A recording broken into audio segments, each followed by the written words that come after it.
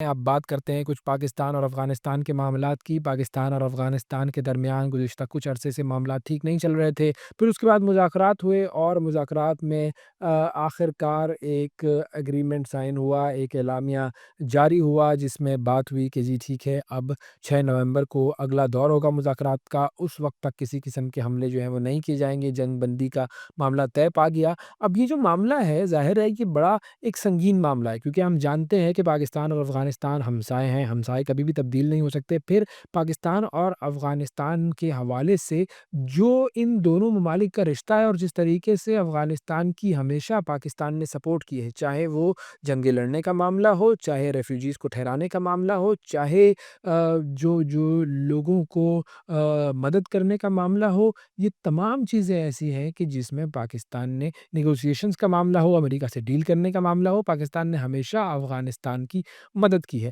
अब अफ़गानिस्तान के साथ हमने जो ये एक डील साइन की है, इसके हवाले से मैं चाहूँगा कि हम थोड़ी-सी बात करें। ब्रिगेडियर रिटायर्ड हारिस नवाज़ साहब हमारे साथ मौजूद हैं, सीनियर डिफेंस एनालिस्ट हैं। अस्सलाम वालेकुम हारिस साहब, बहुत शुक्रिया सर, प्रोग्राम के लिए आपने वक़्त निकाला। मैं चाहूँगा कि अब देखें, थोड़ा-सा अगर आप हमें बता सकें, हमारे नाज़रीन को ये बैकग्राउंड समझा सकें कि हमारा जो एक कनेक्शन है अफ़गानिस्तान के साथ, जो माहौल बना उसमें हमने देखा कि मामलात ज़रा ख़राब हुए थे। पाकिस्तान की तरफ से हमेशा ये बात की गई कि हम अमन चाहते हैं, लेकिन हम अपनी सरज़मीन पर किसी किस्म का हमला बर्दाश्त नहीं कर सकते, और आपके मुल्क से अफ़गानिस्तान से हमले किए जा रहे हैं, दहशतगर्दी के हमले किए जा रहे हैं। अब ये जो मामला हुआ है, उस पर एग्रीमेंट तो साइन हो गया है जंगबंदी का, लेकिन रियासत की जो ऑफ़िशियल पॉलिसी है, वो क्या है? हमारी रियासती पॉलिसी बड़ी क्लियर है कि एक हमने अभी नया न्यू नॉर्मल एस्टैब्लिश किया है। जो मुल्क जहां से हमारी ट्रुप्स के ऊपर अटैक आएगा, हमारे अवाम को नुकसान होगा, हम बहुत सख्ती से डिसाइसिव, स्विफ्ट और डिस्ट्रक्टिव डीप एक्शन करेंगे। ये बड़ी क्लियर पॉलिसी है।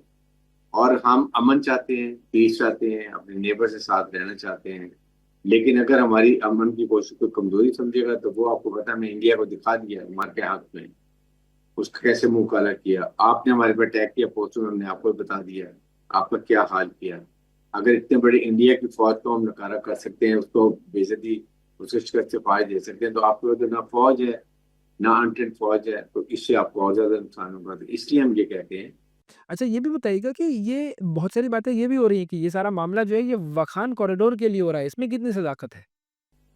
देखिए, वाकफान गॉर्डरी का बिल्कुल पाकिस्तान इंटरेस्टेड नहीं है। We don't want to go in their territory. हमें कोई एक्सपेंशनिस्ट हमारे डिजाइन नहीं है, ये बिल्कुल अफवाहें गलत हैं। हमें पाकिस्तान की टेरिटोरियल बाउंड्री की हिफाजत करनी है। अगर अफगानिस्तान की तरफ से कोई क्रॉस बॉर्डर टेररिज्म नहीं होती है, ड्यूरेंट लाइन को ये ऑब्जर्व करते हैं, वहां से कोई, चाहे वो खारजी हैं या फिर कल हिंदुस्तान है या दाइश है, कोई लोग बॉर्डर क्रॉस नहीं करते, हमारी तरफ नहीं आते हैं, हमें कोई प्रॉब्लम नहीं।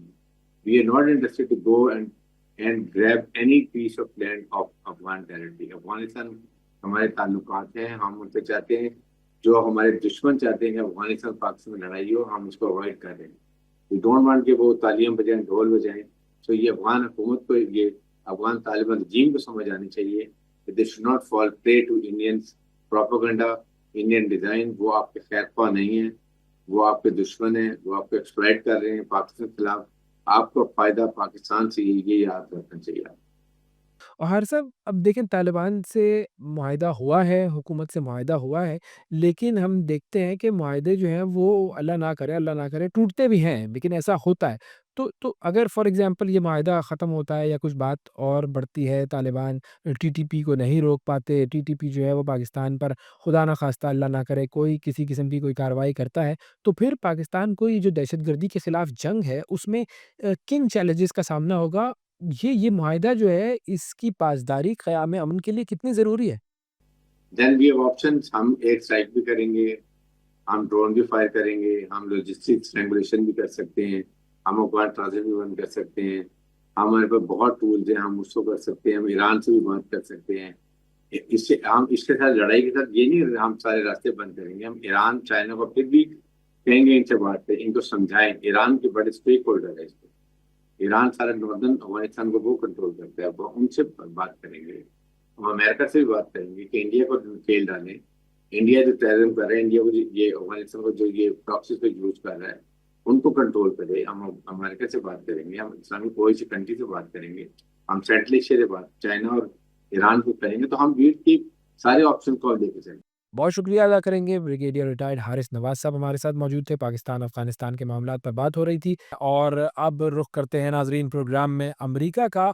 और अमेरिका में बहुत सारे मामलात चल रहे हैं। एक तो है अमेरिका का हुकूमती शटडाउन और इस शटडाउन को 5 हफ़्ते गुज़र चुके हैं। अब क्या सूरत-ए-हाल है? हुकूमत किस तरह काम कर रही है? आगे क्या होने जा रहा है? इस पर हम बात करेंगे। फिर उसके अलावा डोनाल्ड ट्रंप साहब जो हैं वो एक बॉल रूम बना रहे हैं। बॉल रूम बनाने का आइडिया उन्हें कहाँ से आया और इस बॉल रूम के लिए व्हाइट हाउस में तोड़-फोड़ भी की जा रही है। ये क्या मामला है? और फिर वेनेज़ुएला के साथ कुछ ताल्लुकात के हवाले से कुछ नरमी-गरमी के मामलात भी नज़र आ रहे हैं अमरीकी ताल्लुकात के हवाले से। तो नाज़रीन इन तमाम मामलात पर हम बात करेंगे। माहीन मुस्तफ़ा हमारे साथ मौजूद हैं, जर्नलिस्ट हैं, अमरीका से हमें जॉइन कर रही हैं। अस्सलाम वालेकुम माहीन।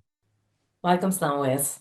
माहीन बहुत शुक्रिया आपने प्रोग्राम के लिए वक़्त निकाला। सबसे पहले तो ज़रा ये जो शटडाउन है इसके मामले पर बात कर लेते हैं। 5 हफ़्ते हो गए हैं शटडाउन को, तो अब क्या सिचुएशन है और आपको क्या लगता है कि कब तक चलेगा ये मामला?